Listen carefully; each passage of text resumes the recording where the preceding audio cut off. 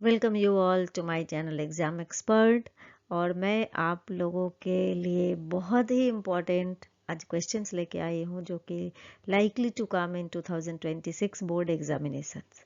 और मैं बोल भी चुकी थी कि मैं आप लोगों को दूंगी इम्पोर्टेंट क्वेश्चंस, और जो आप करके जाएंगे तो आराम से पास हो जाएंगे फिजिक्स में, इसकी गारंटी। ठीक है, तो चलिए, जिसका आप लोगों को बेसब्री से इंतज़ार था, तो वो हम लोग इम्पोर्टेंट क्वेश्चंस देख लेते हैं। और अगर आप इसमें से कुछ भी कॉमन पाते हैं तो काइंडली मुझे कमेंट करके बताएंगे कि कितने क्वेश्चंस आए और आपका एग्ज़ाम अच्छा गया इसको पढ़ के जाने से। तो प्लीज़ प्लीज़ मुझे बताएंगे और मेरे चैनल को सब्सक्राइब करेंगे ताकि मैं आप लोगों के लिए और भी क्वेश्चंस लेके आती रहूँ। तो फर्स्ट टॉपिक जो है फिजिक्स का वो है इलेक्ट्रोस्टैटिक्स एंड कैपेसिटेंस। तो इसमें आप देख सकते हैं मैंने हाईलाइट किया है जिन क्वेश्चंस को, वो और भी ज़्यादा इम्पॉर्टेंट है। वैसे तो मैंने सारे ही इम्पॉर्टेंट क्वेश्चंस ही दिए। Derive the electric field due to an electric dipole, axial point and equatorial point.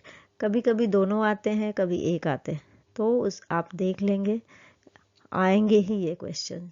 ठीक है, गॉसेस थ्योरम स्टेटमेंट लिखने आते हैं, कभी इसका एप्लीकेशंस भी आता है।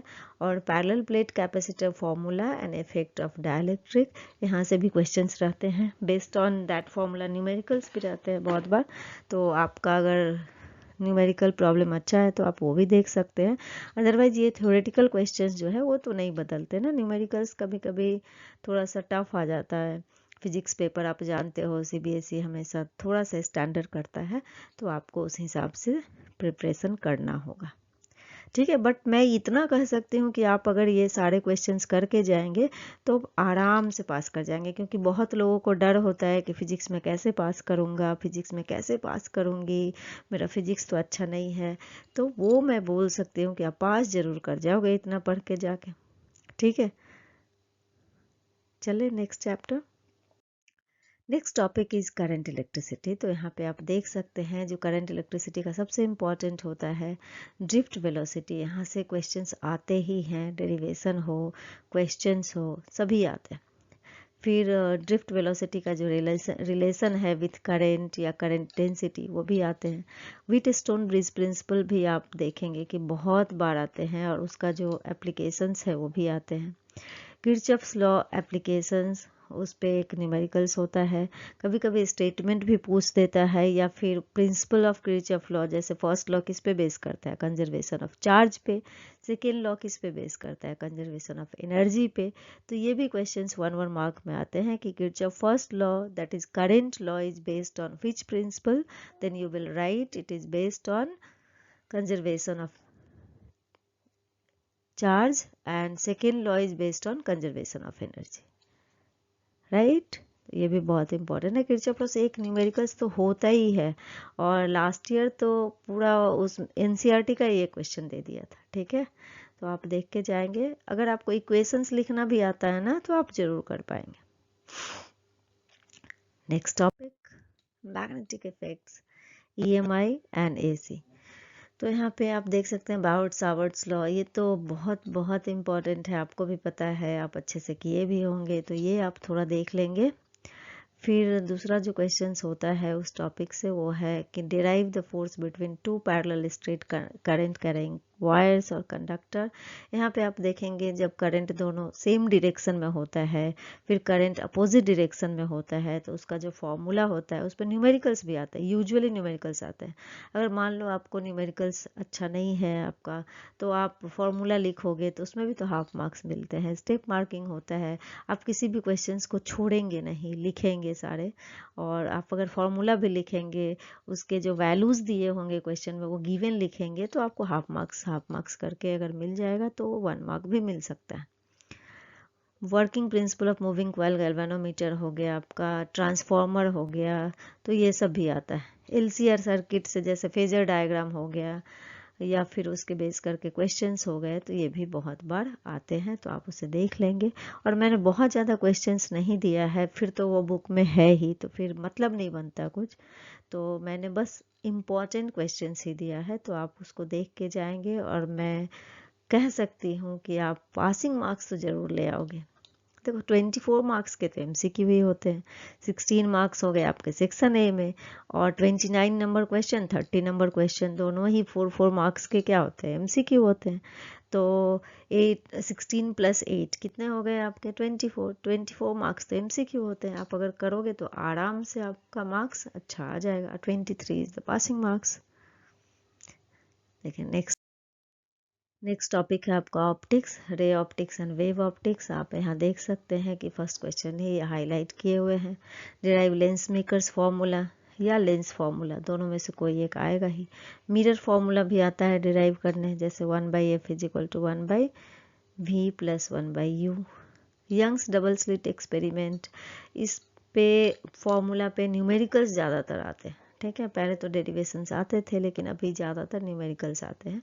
तो आप अगर फॉर्मूला देख लेंगे फ्रिंज विड्थ का तो आप कर पाएंगे। तो उस पर आप देख लेंगे कि कैसे है, तो आराम से आप फॉर्मूला लिखेंगे या किस फैक्टर पे डिपेंड करता है फ्रिंज विड्थ वगैरह, तो वो आप देख लेंगे तो आप कर पाएंगे।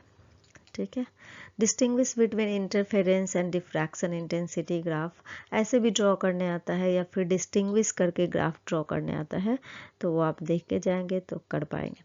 और most important 5 star question, that is optical instrument से जो आपका कंपाउंड माइक्रोस्कोप हुआ या टेलीस्कोप हुआ, उसके जो रे डायग्राम है वो 5 स्टार क्वेश्चन है, मतलब वो उसके बिना पेपर हो ही नहीं सकता।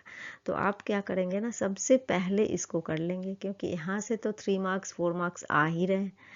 और इसके मैग्निफिकेशन फॉर्मूला, बस डायग्राम एंड मैग्निफिकेशन फॉर्मूला, ये दो आप कर लिए तो आप कभी कभी तो 5 मार्क्स में भी देते हैं, लेकिन यूजुअली आजकल 3 मार्क्स में आ रहे हैं। पहले 5 में आते थे, आजकल 3 मार्क्स में आ रहे हैं। तो भी 3 मार्क्स भी अगर 2-3 जगह हम लोग कर ले तो बहुत हो जाएगा। उधर 23-24 मार्क्स अगर MCQ से कर ले, ठीक है, तो आप इसको जरूर देख के जाएंगे। Next topic modern physics and electronics, ये बहुत इजी होता है टॉपिक और यहाँ से बहुत अच्छे बच्चे स्कोर करते हैं। और एटम्स एंड न्यूक्लियर भी इसी में है। मॉडर्न फिजिक्स का मतलब उसी में वही होता है कि वो दोनों चैप्टर इसी में आ जाते हैं। तो photo electric effect, Einstein equation, यहाँ से भी क्वेश्चंस आते हैं। उसके स्टेटमेंट लिखने, जैसे छोटा छोटा क्वेश्चन जैसे व्हाट इज़ वर्क फंक्शन, ये सब भी आता है, लेकिन मैंने बस इम्पॉर्टेंट क्वेश्चन ही दिए हैं। Bohr's model of hydrogen atom, energy levels diagram जो है वो आते हैं। फिर आपका उस पे आता है रेडियस का और एनर्जी का जो डेरिवेशन होता है वो आते हैं, वो आप देख लेंगे। और पीएन जंक्शन डायोड का जो फॉरवर्ड एंड रिवर्स वाइज का जो ग्राफ होता है, जो कि आपने प्रैक्टिकल में किया भी होगा, तो वो बहुत बहुत बहुत इम्पॉर्टेंट होता है। आप देख लेंगे, वहाँ से भी क्वेश्चंस आते हैं।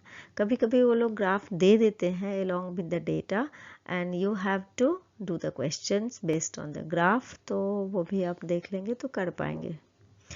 क्या क्या गिवन है, you can read the graph, आप ग्राफ को रीड करोगे, आप रीडिंग लिखोगे क्या क्या दिया हुआ है, फिर आप फॉर्मूला में बैठाओगे तो आराम से कर सकते हैं। ठीक है, तो ये बहुत ही इम्पॉर्टेंट है और आप इतना करके जाओगे तो आराम से फिजिक्स में पास हो जाओगे।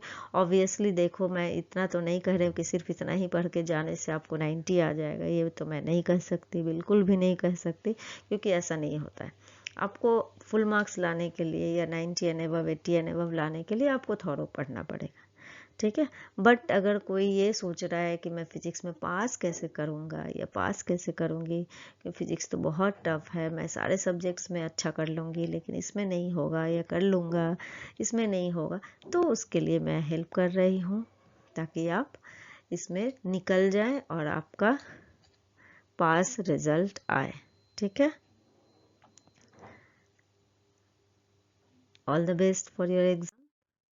Thank you so much for watching my channel exam expert. बस मैं आपसे एक रिक्वेस्ट करना चाहूँगी कि अगर इसमें से कुछ भी क्वेश्चंस आप कॉमन पाते हैं एग्ज़ाम में, प्लीज़ मुझे बताएं, क्योंकि मैंने आप लोगों के लिए मेहनत की है और मुझे अच्छा लगेगा अगर आप मेरे चैनल को सब्सक्राइब करेंगे या मुझे बताएंगे अगर आपका एग्ज़ाम अच्छा जाता है। तो अगर आपको इससे थोड़ा भी हेल्प मिलेगा तो मैं नेक्स्ट ईयर दूसरे बच्चों के लिए भी करूँगी और मुझे अच्छा लगेगा। Thank you so much for watching my channel exam expert. Please subscribe, like and comment. Thank you so much. Bye bye. See you in the next video.